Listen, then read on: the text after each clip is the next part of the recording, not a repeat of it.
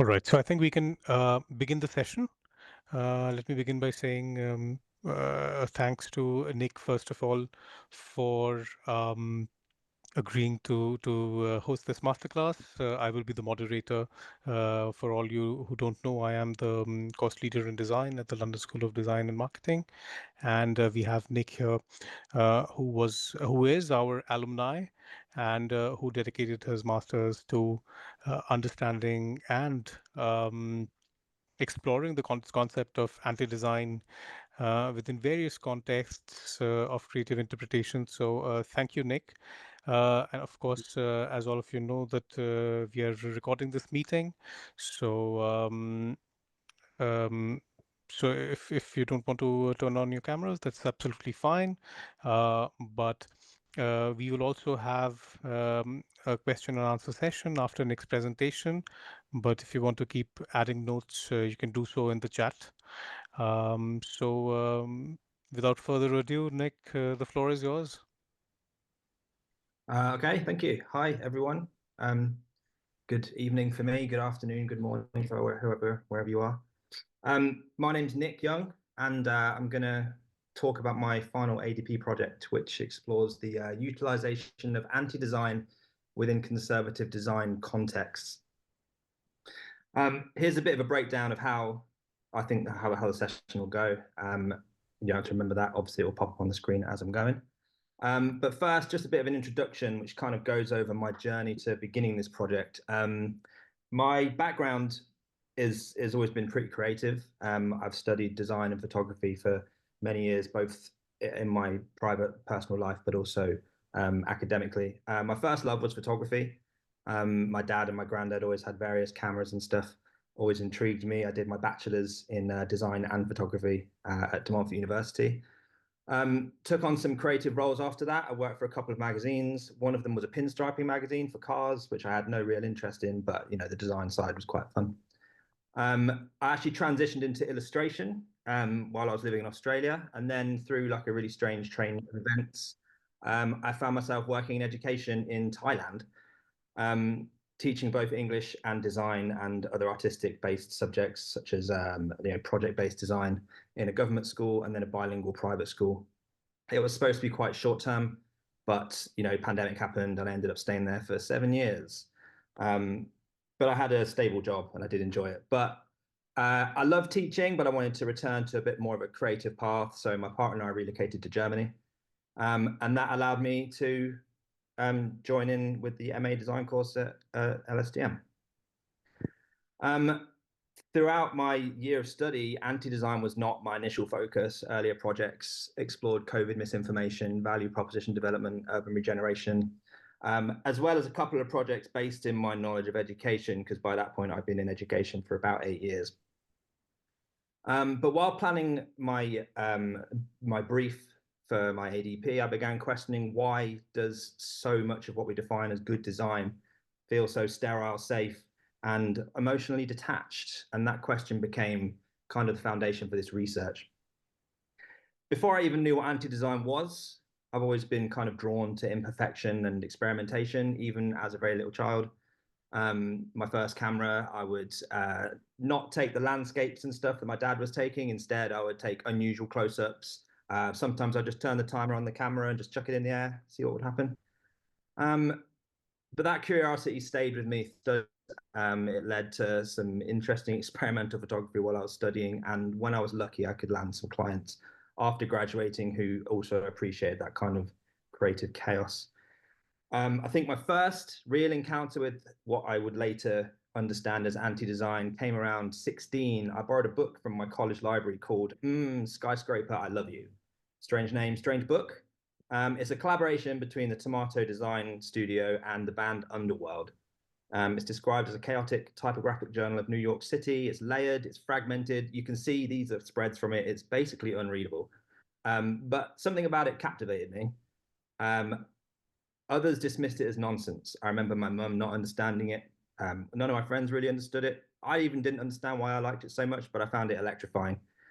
Around the same time, I was discovering things like punk music, and I was a young teen immersed in kind of rebellious scene, the rebellion against kind of sterility and crowd-pleasing design. It kind of resonated.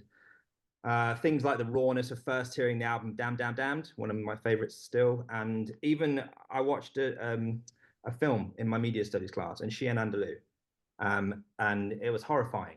It was shocking. It was visceral. And these experiences kind of showed me how kind of disorder and discomfort could evoke real emotion. Creatively, I think my influences have always lived in that space kind of between rebellion and reflection.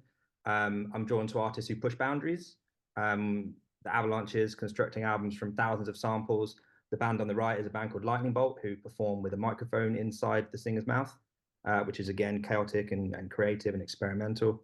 John Cage, an experimental composer who, this is him performing one of his pieces using water as percussion. In photography, people like Stephen Gill, who literally bury his photographic prints to allow the acids in the soil to kind of degrade them in ways that he can't control.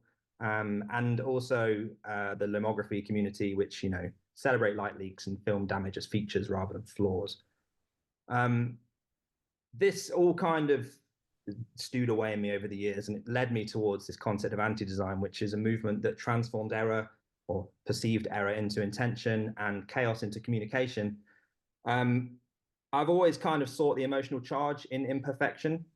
We live in an increasingly more robotic world. I think imperfection in design and art is something to be celebrated.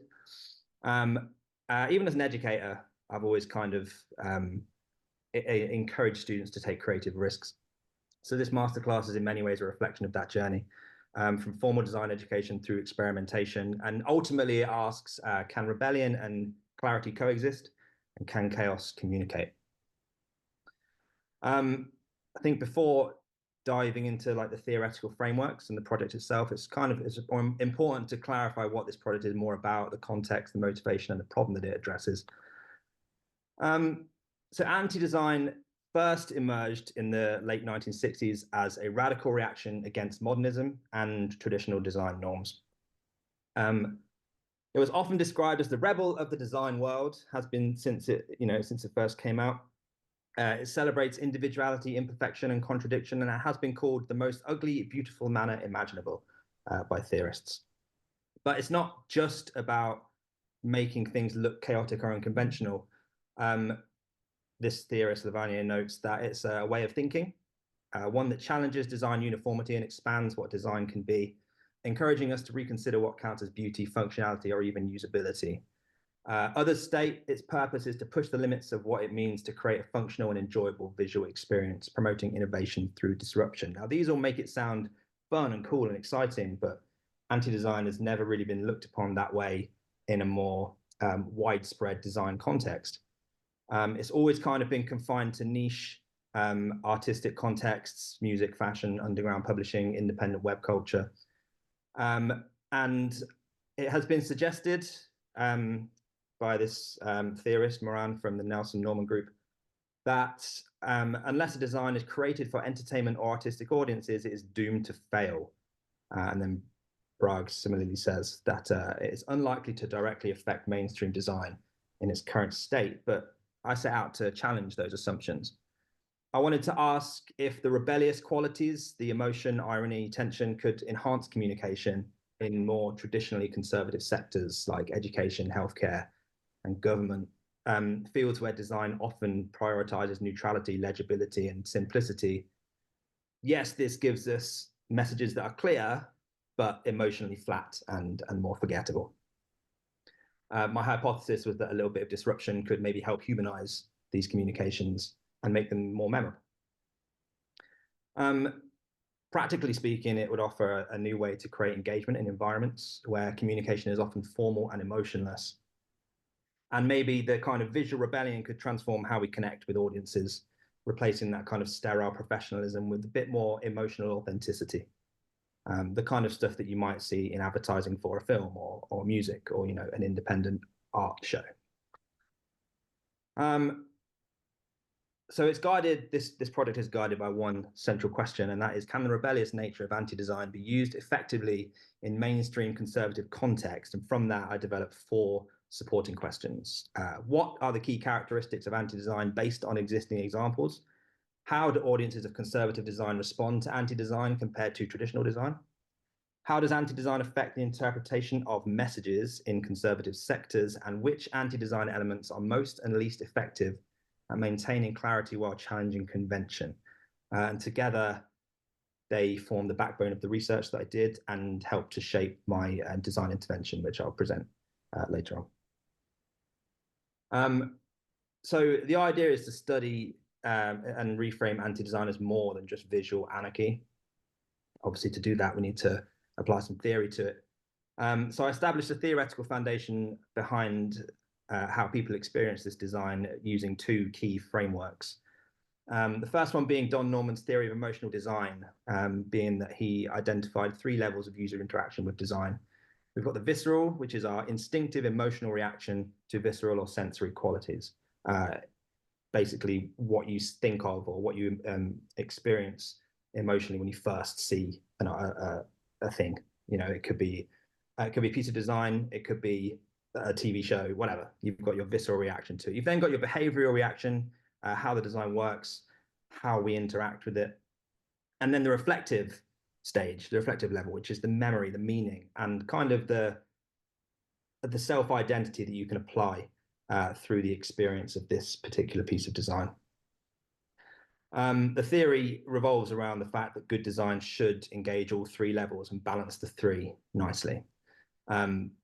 At face value, it seems that anti-design kind of disrupts this deliberately, often prioritizing things like shock at the visceral level, and maybe being a bit less likely to be able to be decoded. So the behavioral level might be a bit lacking. I also focused on the Gestalt principles of perception, or Gestalt theory, rooted in early 20th century psychology, explaining how we perceive visual information as organized wholes rather than separate parts. It has many, many principles. There's a bunch of core ones. We've got proximity, the fact that within design or, again, any media, nearby elements should feel related. Similarity, in that consistent shapes and colors form patterns. Continuity, being that your eye should follow a path. Closure, which is where the mind completes missing shapes. Figure ground or area, which is when we distinguish a subject from the background. And symmetry or balance, which is quite self-explanatory, but in that a design shouldn't feel top heavy, bottom heavy. It should be nicely proportioned throughout. These principles define why traditional design values order and clarity. And it goes a little bit of a way into describing why anti-design's deliberate violation of them feels so chaotic and so disorienting. Since anti-design does intentionally violate both of these frameworks to create new kinds of engagement, understanding these frameworks helps us to see that it's not just chaos. It's deliberate psychological strategy. Obviously, I'm not going to go through my entire literature review. That'll take forever. But just to kind of underpin where my study came from, I did a chronological literature review, which basically looks at 4 stages of anti-design and how they kind of worked upon each other to reach where we're at now. Each era's challenged the accepted norms. Something that became very clear to me as I was undertaking this review is that anti-design is always going to be a rebellion against the prevailing norms of design at the time. So it began, like I said earlier, in late 1960s Italy as a direct reaction against modernism and consumerism. And we've got designers such as Super Studio. These 2 pieces on the screen now are Super Studio pieces. Archizoom, Ettore Sottsass, they all rejected purity and function and used disruption, irony, and exaggeration to question mass production, social complacency. They often designed buildings which would never actually be able to be built, proving that visual rebellion could spark reflection and emotional engagement.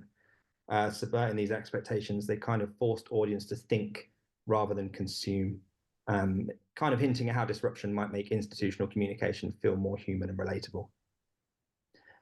Moving on from that kind of those early origins, in the late 1970s and 80s, studios like Alchemia and Memphis replaced that kind of radical austerity with more playful designs. They leaned more into kitsch and irony and even ornamental stuff. This chair, for example, is ridiculous. It's insane. It's functional, but it takes what you would expect from a fine piece of furniture and completely subverts it. Bright colors, layered textures, absurd proportions, they all kind of reject the idea of good taste and embrace a more emotional type of storytelling. Also, the influence of punk rock and those kind of designers, such as on the left here, we've got a piece from Jamie Reed zine. They also kind of push postmodernism forward. We've also got April Greenman using early digital tools. By this point, obviously, computers have become not everywhere, but slightly more usable. And so she would use these early digital tools to merge image and text and prove that kind of imperfection can be expressive. In the 90s, we had artists like David Carson, Neville Brody, who worked a lot of magazine design, production design. They kind of dismantled typographic order to communicate an emotion. On the left, we've got ray gun, which is one of the things that David Carson is most famous for. He would create these near illegible layouts. One of the very famous things he put into this magazine was he did a interview with Brian Eno, and he printed the whole interview in wingdings. It was completely unreadable. I think there was a translation for it somewhere, but this is kind of, he made that interview purposefully hard for the readers to understand. On the right, we've got the face, designed by Neville Brody. These punk-infused spreads, they kind of made readers participate more in the spreads as an experience rather than just reading. They had to transcribe, they had to translate, they had to work hard to understand these messages, which sounds exhausting, but it's innovative. By this kind of era, this anti-design visual language, especially kind of by the late 1990s, it had kind of diffused across the culture and done a lot to influence the mainstream. You would have advertising on TV, which featured these kind of grungy aesthetics, which, it kind of, every era in anti-design eventually falls to that commercial adoption, which risks diluting the critical edge, but then that's how it evolves, right? The core principles, disruption, irony, like kitsch, the emotionality of it all still persist, and so it evolves. Even recently, like more contemporary examples, we've got almost kind of response to like digital minimalism, corporate sameness. Here we've got the Bloomberg Business Week, embracing visual overload, and again, kind of harking back to those original computer graphics that Greenman looked at. There's independent magazines like Buffalo, Mush Pit, parodying lifestyle branding. And then even in fashion and music, we've got people like Virgil Abloh, Kanye West, Charlie XCX. They take this imperfections, or none of these, all of these have elements which would be described as imperfections. The Brat front cover is lowercase, the green is kind of horrible, the text is out of focus, but these so-called imperfections kind of make them feel more authentic. Kind of demonstrates that disorder and honesty can humanize complex or more formal messages. So throughout its history, this idea of anti-design kind of pushed against the boundaries of good design, deliberately using chaos, kitsch, irony, and disorder to sometimes critique consumerism, sometimes just kind of create something weird that people have to work hard to digest. But as I said earlier on, critics kind of dismiss it as impractical, but advocates highlight its power to create deeper engagement. And it's that deeper engagement that it really interested me. So these findings kind of shape the foundation of my research methodology, kind of exploring how anti-design's expressive strategies can be adapted to maintain the trust and clarity required in formal design context. So I can go a bit into my research stages, breaking down through each of those questions that I presented earlier on. So first up, we've got what are the key characteristics of anti-design based on existing examples. Obviously, I just completed my literature review, right? So I had those existing examples. I'd identified this gap that this very visual stimulating design doesn't necessarily work in conservative. Sorry, someone's just coming through my front door, put me off a little bit.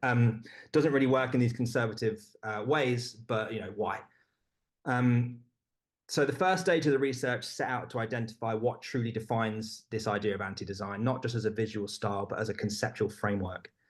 The literature outlined its history and of rebellion and irony and emotional provocation, but this phase helped me translate that into a tangible, visual, and structural set of characteristics.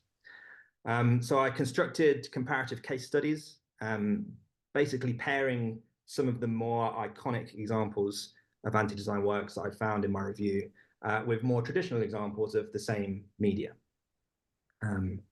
Comparing them across these contexts allowed me to reveal exactly how anti-design subverts those conventional communication norms. Each case was examined across visual, so typography, color, composition, and conceptual context, so function, emotional tone, cultural context. Those works included some more covers from this ray gun set by David Carson. I'm sorry, I compared them to these NME covers, which when I was younger were kind of all over the newsstands. I also compared April Greenman's experimental university posters with some regular university posters, which I found. Some work by Peter de Potter, which I'm sure you'll recognize. It's the artwork for The Life of Pablo by Kanye West, versus a more traditional album cover, still by Kanye West, but follows some of the more traditional design standards. This set of shoes designed by Virgil Abloh for Nike versus their counterparts, the shoes they were based on. And finally, this magazine spread by Neville Brody versus just this layout from another alternative magazine called Kerrang from England back in the 2000s. Each pairing kind of showed how form, tone, and communication shifted when anti-design principles were applied. Across all of these case studies, lots of things stood out to me. Firstly, typography became more than just a language. It became more of an image. On this screen in front of us, the typography is just there to convey a message. But if I go back to this screen, this one here, or even back to these ones here, the composition appears scattered, they're demanding, they make you explore rather than just passively reading. There's more provocative use of color, clashing colors, symbolic palettes. This Neville Brody spread, for example, the colors highly symbolic of the kind of African uprising, African pop that it was, writing about. Often these colors are created using tension rather than harmony, almost creating a sense of discomfort.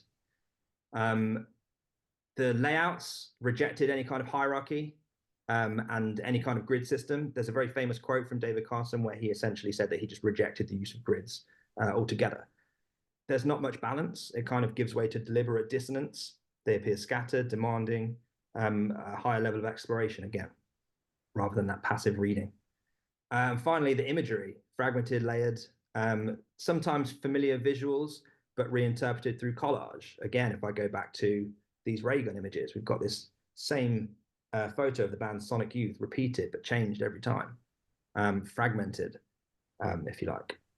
So at its core, anti-design used every formal decision to slow the viewer down, to make them interpret and force engagement.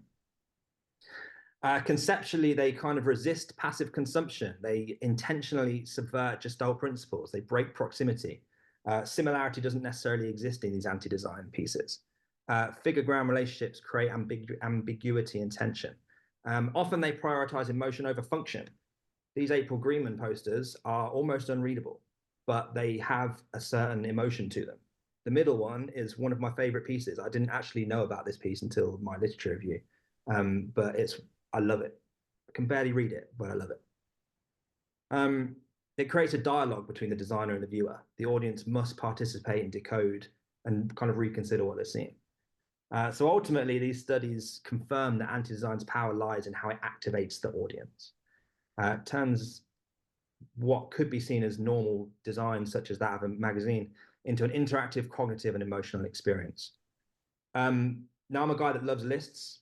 I'm not sure why that is, but from these recurring themes emerged what I coined the 10 golden rules of anti-design.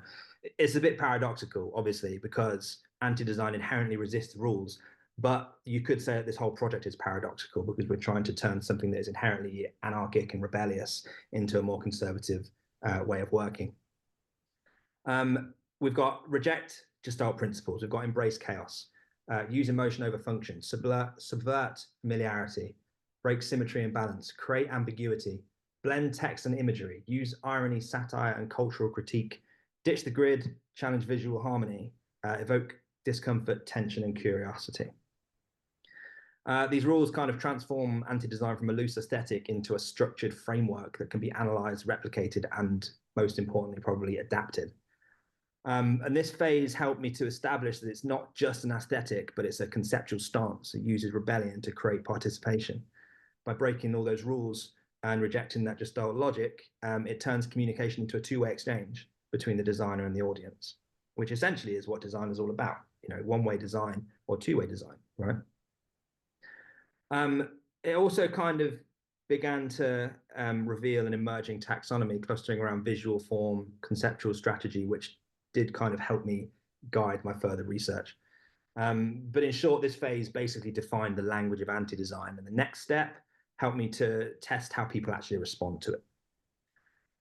So the second question was, how do audiences respond to anti-design principles compared to traditional design? After establishing those defining features, the next step was to test how real audiences responded to those principles in practice. I explored three core dimensions of user perception: the visual appeal, the emotional engagement, and the message clarity.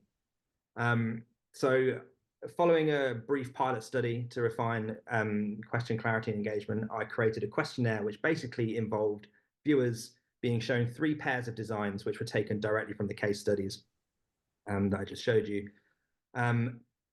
So each one featured one anti-design example, one contextually similar but traditional counterpart. So for example, on here, we've got the one I just showed you with the Kerrang music spread and the Neville Brody face spread. I presented them with some Likert scales, which you can see on the screen. They rated each piece for visual appeal, message clarity, and curiosity. They also selected emotions. I presented with a whole list of emotions, which looking back may have been overkill. I could have probably gone with a few less. But at the time, it seemed like I needed to have the whole breadth of human experience. They included curiosity, confusion, fascination, calmness, frustration, boredom, happiness, sadness, all of those kind of things. Also, to add a bit of depth and a bit of qualitative data, I added optional comment boxes to allow participants to justify their choices, which was actually pretty interesting because there were some people who had some very choice words to say about the more anti-design leaning examples, including some pretty angry people who just didn't like it at all. That allowed me to have some qualitative data against those numerical trends. I use convenience and snowball sampling. It's kind of acknowledged that design perception is universal. Anyone who interacts with this visual media can provide a meaningful insight. It didn't have to be from a certain demographic. So snowball sampling and sampling through convenience worked fine. We can look at some of my results. We can see that quantitatively, anti-design scored slightly higher in visual appeal, but there was an outlier. One of the NME covers was particularly low rated in the traditional set. But even if I adjust for that anomaly, both anti-design and traditional design average quite moderate appeal ratings. This kind of suggests that visual attractiveness alone isn't dictated by order or harmony. Things can look chaotic and still be attractive to look at. But some of the qualitative responses revealed a bit of nuance. Anti-design was called artistic, provocative, and intriguing, but also messy, cluttered, and hard to read. Traditional design was seen as clear and cohesive, but sometimes predictable and uninspired, suggesting that it may polarize, but anti-design also grabs attention through novelty and emotion, while traditional design kind of maintains comfort and reliability. I expected this, and my results confirmed it. Traditional design outperformed anti-design on message clarity across all three pairings. Everyone, or on average, everyone found traditional examples easy to read, interpret, and trust. But qualitative data revealed a bit of a trade-off. The phrase confusing but captivating was said in a few different ways. And a few said something along the lines of that the design draws you in, even if it's hard to understand. By contrast, traditional designs were praised for immediate comprehension, but people often said that they felt like they were being spoon-fed information and it kind of lacked room for interpretation. meaning that anti-design kind of demands thought while traditional design delivers information. Here's all of the emotional data, which I mentioned. Again, probably could have gone for a little bit less. We can see that anti-design generates higher ratings in curiosity, fascination, surprise, and intrigue, which goes a long way to confirming its ability to provoke engagement through visual complexity, but it also triggered more confusion, frustration, and unease. But traditional design produced calmness, confidence, and familiarity, but also boredom. It kind of highlights a polarizing but stimulating nature of anti-design. Challenges clarity, but simultaneously deepens the emotional impact and memorability. Traditional design, the emotional safety kind of ensures trust, but can limit long-term engagement. It kind of reflects a fundamental tension between the two, anti-design's emotional intensity and engagement, but has reduced legibility, and traditional design has that clarity and trust, but reduced depth of connection. Often the word decode was used. Participants said that anti-design was something they wanted to decode. Traditional design sometimes described as understandable but forgettable. Kind of supporting Don Norman's emotional design model demonstrates that anti-design operates primarily on the visceral and reflective levels, while traditional design excels on the behavioral level. If we move on to my next and favorite part of my research, how does the use of anti-design affect messaging interpretation in conservative sectors? This phase moved beyond the existing case studies. I created some original pieces to experiment on my audience with. I used those 10 golden rules to create 3 custom anti-design visuals reflecting a combination of those 10 golden rules, and here they are. Now, I'm not going to claim that these are good examples of design, but what they do is reference those 10 golden rules. Each one is focused on a different conservative theme. We've got environmentalism on the left. The middle is like a language piece, which is centered on education. The idea is it's for a language school. And on the right, we've got a data protection poster that kind of employs a subtle glitch and surveillance imagery. This was a 2-stage process, this particular interview. There was a before and after reveal. It capturing both the visceral and reflective reactions, measuring whether they initially intrigued or alienated viewers, and then whether comprehension improved once the intent was explained. Kind of gave a bit more of a clear picture on the dual nature of anti-design, the ability to attract attention and to obscure meaning or to create meaning. Across all the designs, visual appeal averaged 2.83 out of 6, while curiosity scored slightly higher, 3.202 out of 6. Demonstrating that even when viewers didn't necessarily like what they saw, they still wanted to understand it. The language poster, easily the most chaotic, scored lowest in both metrics, while the more minimal data poster scored the highest, suggesting that while chaos is central to anti-design, too much disorder can fatigue the viewer, whereas selective disruption kind of maintains the intrigue. Emotionally speaking, curiosity and confusion were the most common responses, confirming the tension between engagement and challenge. Participants did find the visuals thought-provoking and visually interesting, but some expressed frustration. Again, some of the notes that I got back, one of them called it actively stupid. One of them said it was a pile of shit. There was some frustration there, maybe at the cognitive effort required to decode the meaning. Maybe they were just feeling edgy, who knows? These results kind of underscore the same emotional duality. One participant put it, it's risky, but it's still impactful. But despite these challenges, the data revealed a surprisingly strong interpretation accuracy rate. The majority of participants achieved higher accuracy in decoding the intended messages, while the low accuracy group was the smallest overall. The data security poster got the highest accuracy rating, suggesting, again, a little bit more minimal and controlled application of anti-design. Subtle disruption and a bit more of an emotional tone creates the most effective balance, and that more chaotic piece, the comprehension drops sharply. Here are some graphs that kind of show the clarity of the message. It measures clarity, satisfaction, effectiveness, and memorability across all 3 pieces. Data protection, again, consistently scored quite high in clarity, satisfaction, and overall effectiveness. The language piece was the least clear, but was still rated highly in memorability, which again shows that disruption leaves a lasting impression.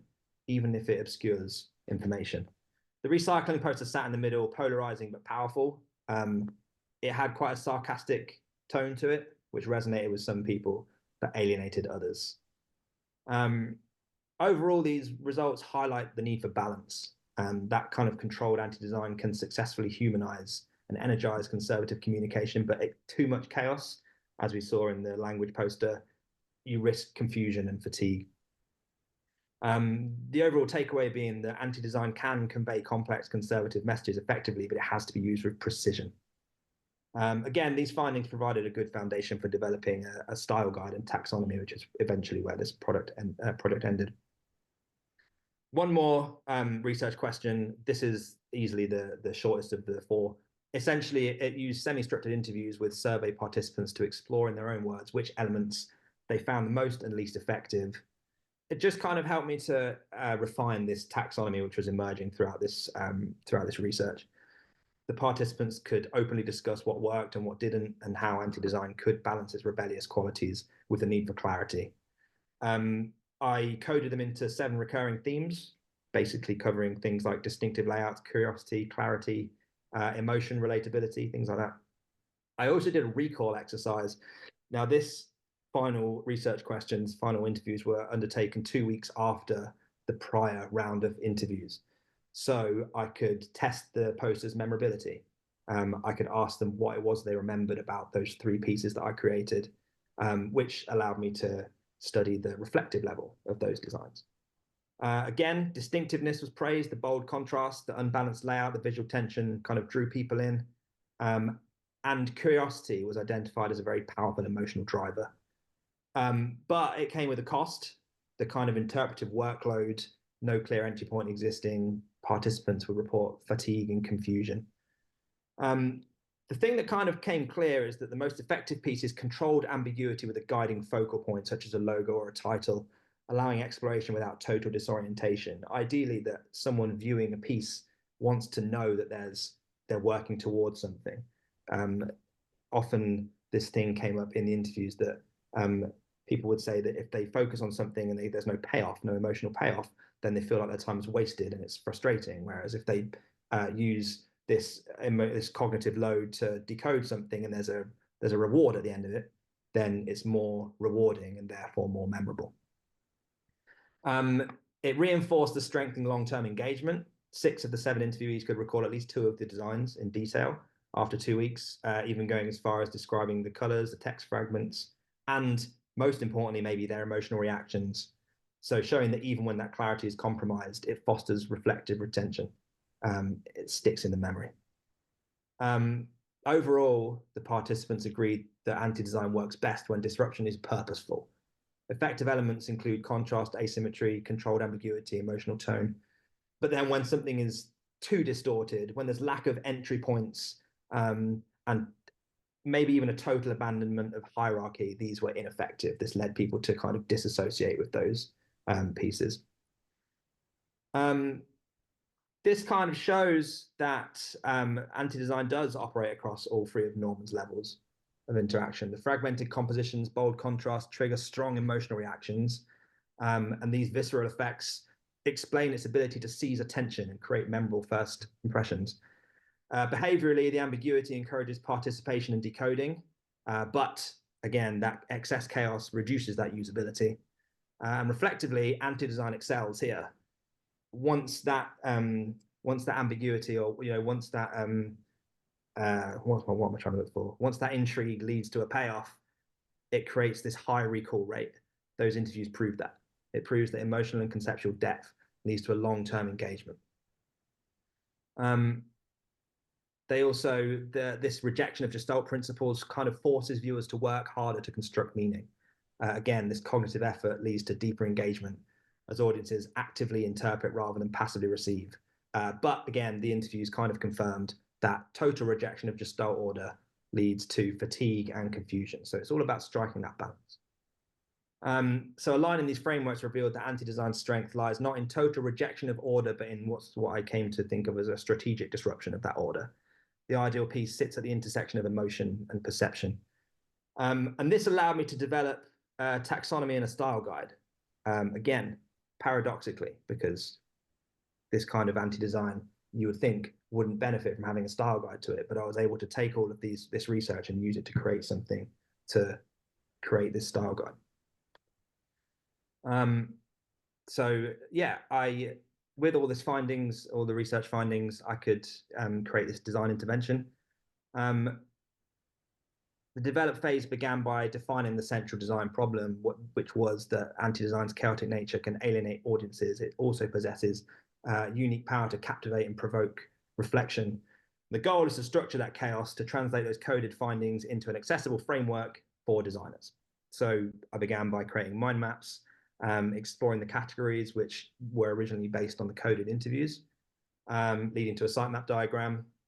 I ran this sitemap diagram through past some of my fellow students to just evaluate the kind of usability of it, and we created a likes, critiques, questions, and ideas matrix, and condensed it down into what we see on the right here, which were these taxonomical categories for communicating anti-design. It was more refined, it streamlined content and enhanced the legibility, added some headers and an index to aid navigation, and it guided me towards this interactive hierarchical taxonomy. The piece on the left is obviously the prototype version of it. The piece on the right is the front-facing view. It's designed for an intuitive, non-linear exploration, which is a deliberate contrast to the more chaotic format of the style guide. And because it was such a deliberate contrast, I couldn't just leave this as my final thing. This was conceived as the conceptual counterpart. The next part is conceived as a conceptual counterpart to this taxonomy. Taxonomy organizes the anti-design. I then created a style guide to perform it. I began with this exercise, which was kind of shown to me during my studies, this worst possible idea brainstorm. Intentionally absurd, but it aligns very well with anti-design's rebellious roots. Normally, this exercise is used to look for ideas to avoid, but here it actually allowed me to steer into it, encouraging thinking that deliberately broke design conventions, and it led me to the idea of a single sprawling digital layout which could be used as a website rather than a multi-page website. So it's like an art piece to be hosted online, which forces users to explore, scroll, tilt, and zoom to uncover the meaning. To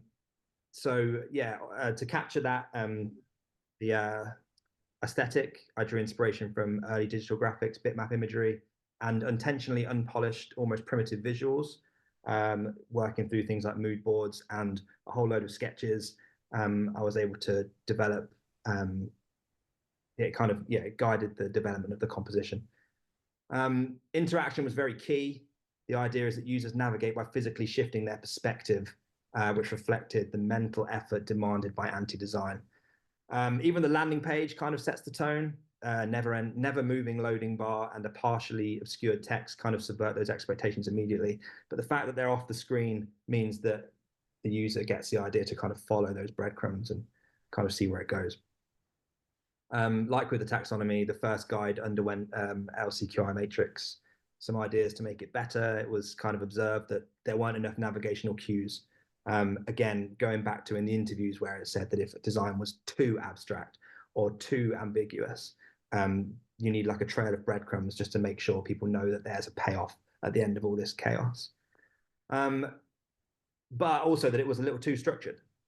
These they fit too well into groups. So paradoxically, again, I had to add ways for people to kind of follow breadcrumbs, but also deconstruct the website more. So I rearranged the elements to kind of blur the categories. I messed up the scale and proportion.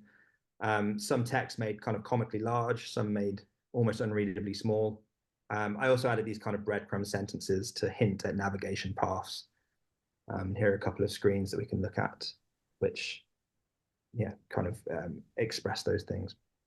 I think the final version becomes a functional document and a conceptual artifact. It uses those fragmented layouts to replicate the organized chaos of anti-design.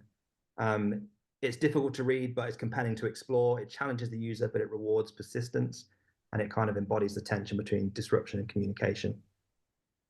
So very quickly, just my conclusion and reflections.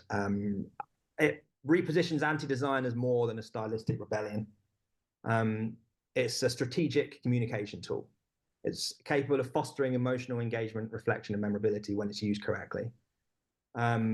That initial question asking, whether it can be used in conservative context without compromising clarity or trust, the findings that I've found through that research indicates that it can both challenge and communicate, provided that the chaos is balanced by clarity and that emotional payoff. Aesthetically speaking, it thrives on tension. It rejects that hierarchy, the symmetry, etc., to create a more engaging layout. Audience responded most at the visceral and reflective levels, that curiosity, the discomfort, and the fascination. It makes that work more memorable. And it's that memorability which, again, allows it to become an effective piece of design. It's kind of a curated form of chaos. Yeah, I think I'm going to stop there because obviously there's a Q&A coming. I have some other final thoughts, which maybe I can kind of put into some questions, but I'm aware that I've gone a little over my 45 minutes. So yeah, I hope that was interesting, as interesting it was for me. I really fell headfirst into this project and it kind of surrounded me for such a long time, and I really enjoyed doing it. So I hope you enjoyed hearing about it. Well, I mean, thank you so much, Nick. I think it's a wonderful presentation, and it was a wonderful subject for us as well. When you were doing your project, and um, I think this time you got the entire how do I say the amount of time you require to really explore and talk about the subject, which Yeah, showcases a lot of passion, motivation from your end. Because in the yeah, previous instances, of course, it was much shorter, the presentation time. So I yeah, think right now, and in this regard, it's really come out very well. Um, for at least for us old timers in design, I think it presents a very interesting counterpoint to what is happening, and of course, it also presents its own set of opportunities. Because well, as for myself, and I started design based on German rationalism, Russian constructivism, things like that. So. Um, Wherein, I mean, if you were to compare anti-design to it, it just presents a fascinating new paradigm. And especially and then as you were mentioning, in the 60s, it would have been something really shocking, but at the same time, something really like a preview of what was to come. However, I also feel that it's that there's an aspect of anti-design which is very much related to the dimension of time and the era in which these designs operate in. For example, the conventional example you showed of the magazine from the early 2000s would have been absolutely anti-design in the 1930s, right? yeah, So I think the timing of these designs, I think, is an essential thing. For example, Bauhaus would have been considered against conventions when it came out, but it became the basis for what is modern design. And similarly, and it's very interesting that you mentioned Memphis, because Memphis ironically became mainstream. yeah, And reincarnated as corporate Memphis, um, reincarnated as corporate Memphis, which was until recently, which was the norm for all sorts of websites, which we had from Adobe, from Facebook, from whoever.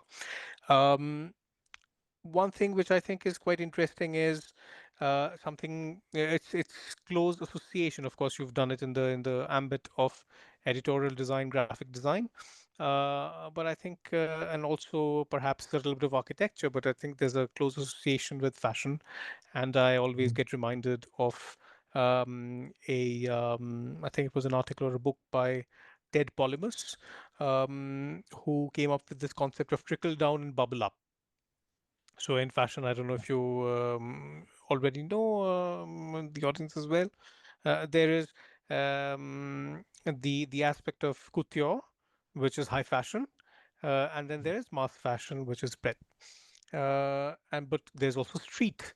So what happens invariably is that the mass fashion gets influenced from the trickle down of high fashion as well as the bubble up of street fashion, and that's how, Yeah.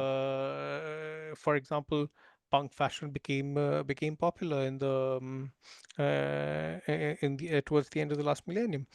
Um, so yeah, so I think in terms of anti-design as well, there is this aspect of trickle down and bubble up. It gets inspired by exploratory works, right? So Yeah. which and at the same time, it at times reverts to nostalgia. I think you can.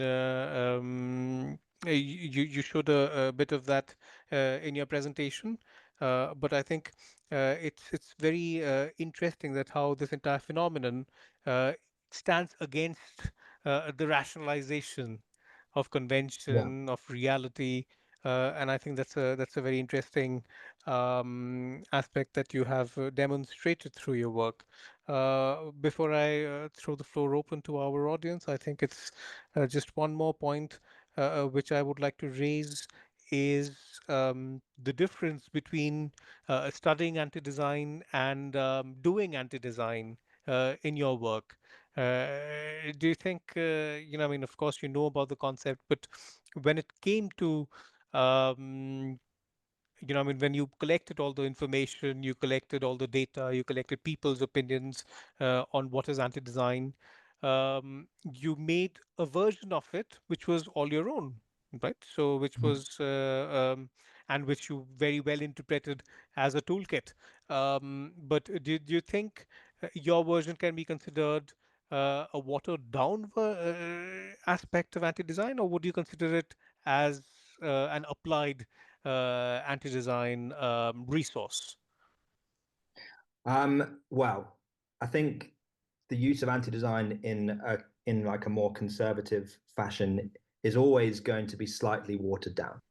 I think just based on like if you compare the initial audiences, like way back at the beginning when I said that really it's used in counterculture, it's used in pieces which are designed for an artistic audience. They're not necessarily designed to be um, interpreted by the masses.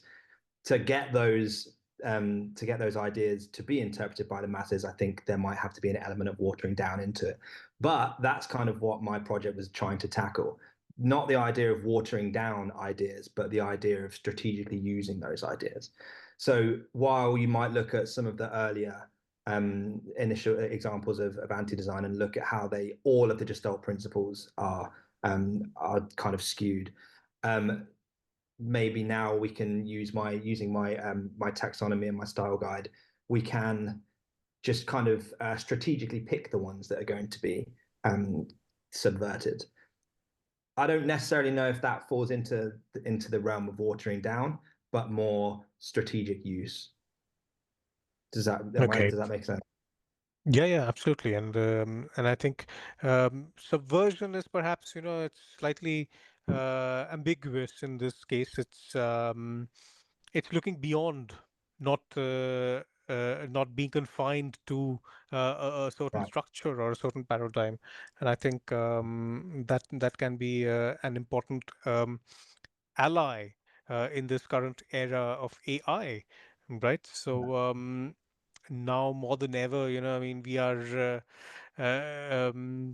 How do I say that the practice is of design is facing an existential crisis, right? So, whereas um, practitioners before had a model or a template, now everything has the possibility of becoming even more samey, right? And even Yeah. more standardized, sterile, as you were mentioning.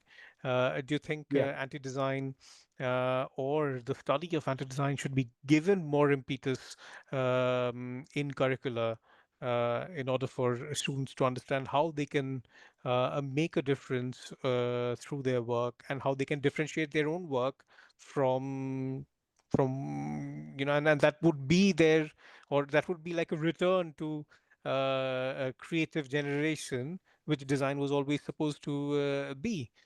So, where do you place your findings from your project in the context of AI-powered design? Well, like it became inherently clear during the research and during the literature, um, anti-design is always kind of defined by a rebellion or an opposition to the mainstream. Right. So throughout all of those examples, they're not there to cater to the mainstream. They're there to present like a counterculture. And unfortunately, like you say, the mainstream now is generative design, which is, well, that might not be the mainstream, but it looks like we're kind of leaning that way. And generative design is design that kind of learns from itself, right? It learns from bygone stuff. But if everything is generative, then it is essentially just rehashing itself. So that kind of leads me to think that as these new movements arise, that kind of this a rejection towards that standard is going to be the next era of anti-design, if you want to call it that, the next evolution of anti-design. Um, Personally, I've always kind of veered on the idea of experimentation being and specifically like making mistakes. Even when I'm teaching students, I'm in Thailand. There was a strong culture on don't ever make mistakes. Like you get in trouble for making mistakes. I've always been much more on the opposite side. Like mistakes is what helps you define your work. Mistakes is what helps you learn. So I'm always very keen to look at things from different angles, from different experimental standpoints. And yeah, I think academically speaking, that's something that should be taught. Like when I was very like just starting out in design, I picked graphics as my 15 when I was 15, my A-level project.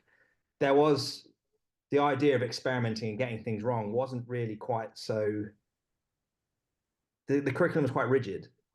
Whereas I think that now exploring the younger generation of designers, or and kind of encouraging them to make mistakes and really kind of go out of the box with this kind of anti-design thinking will kind of prove to be um, if AI is to continue its growth, which there's no evidence that it's going to stop anytime soon. It's this kind of work that's going to stand out because everything else is kind of pulling from stuff that's already come before. This is a new way of thinking. Great, and yeah, and I think that's the opportunity for design that I was speaking of. Before I throw the floor open, I think it's there are so many factors in this that we can keep on having this discussion forever. There are philosophical factors, of course, there are political factors, and I really hope that you take all this critical mass and perhaps do a PhD on this I'm subject considering. going forward. I'm considering. All right. So so we can have questions from the audience now. Does anybody have any comments or queries?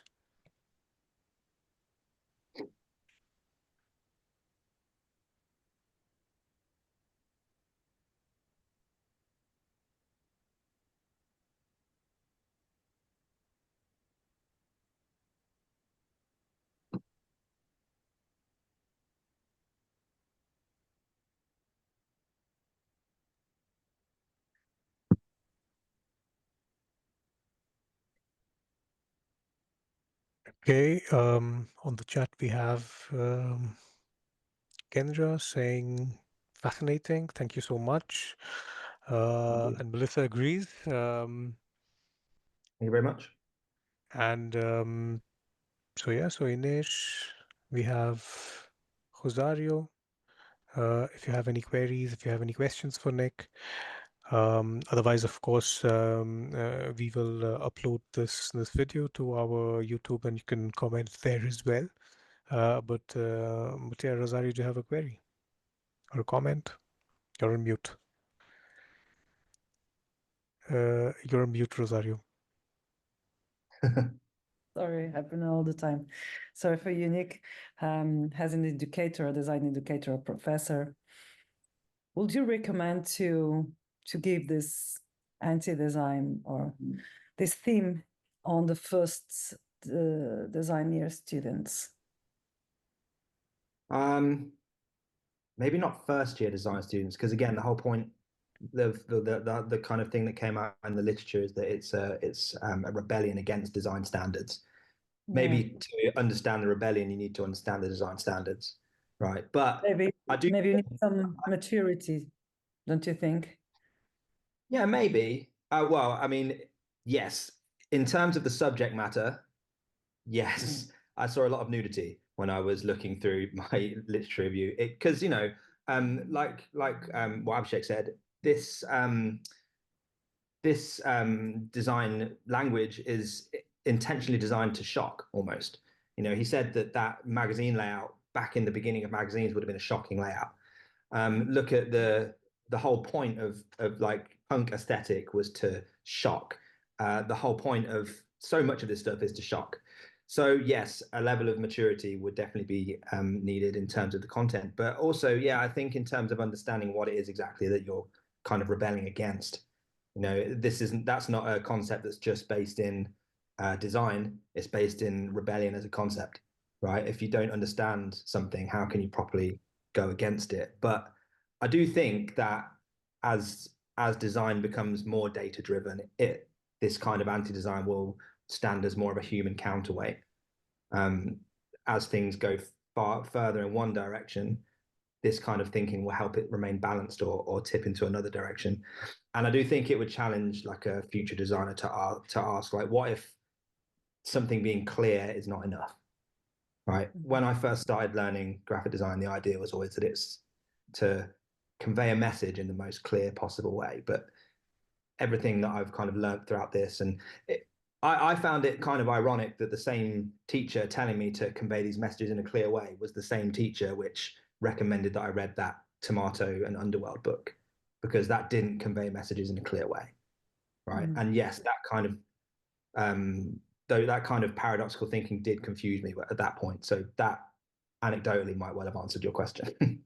I think earlier, yes, but maybe there needs to be an understanding of design principles first.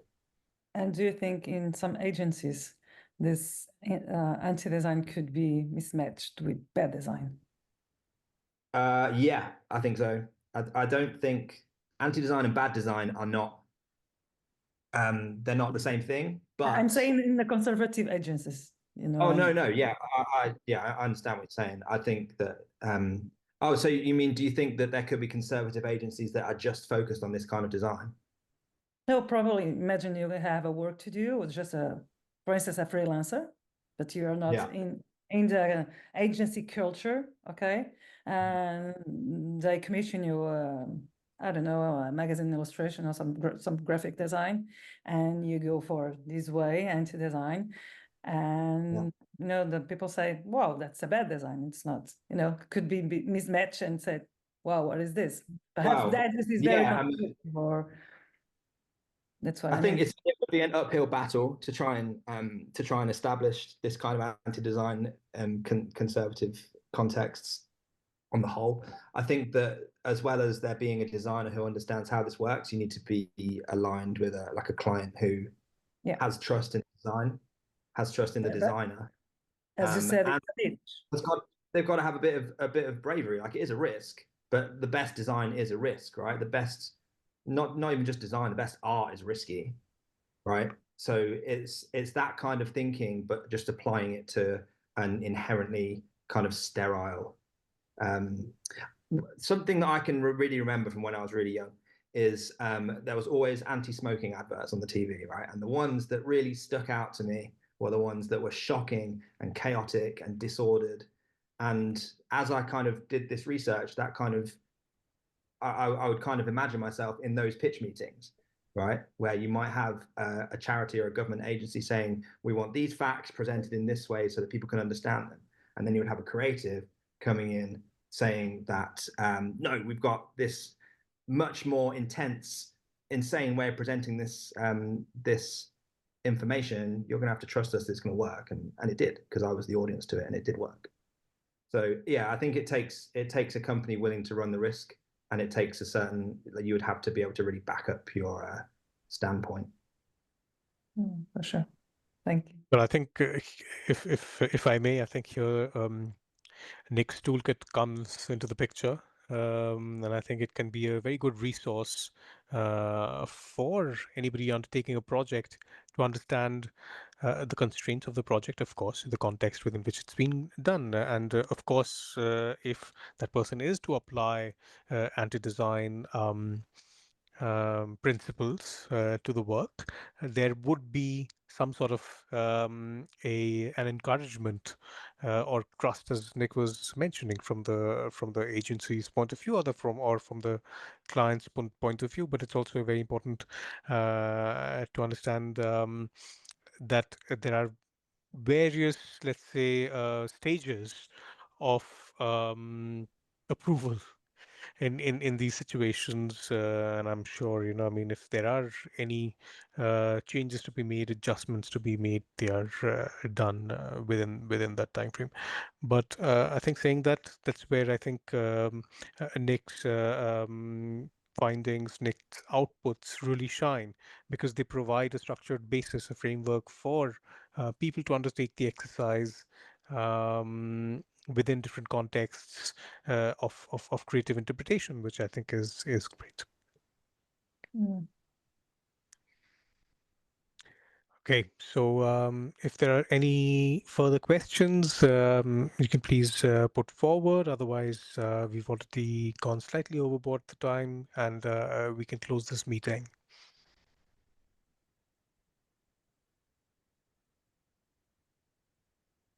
All right.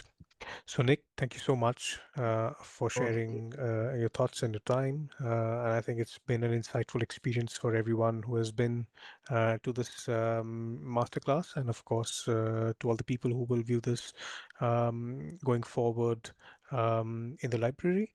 And I hope that you continue theoretically exploring this theme going forward, because it's essential.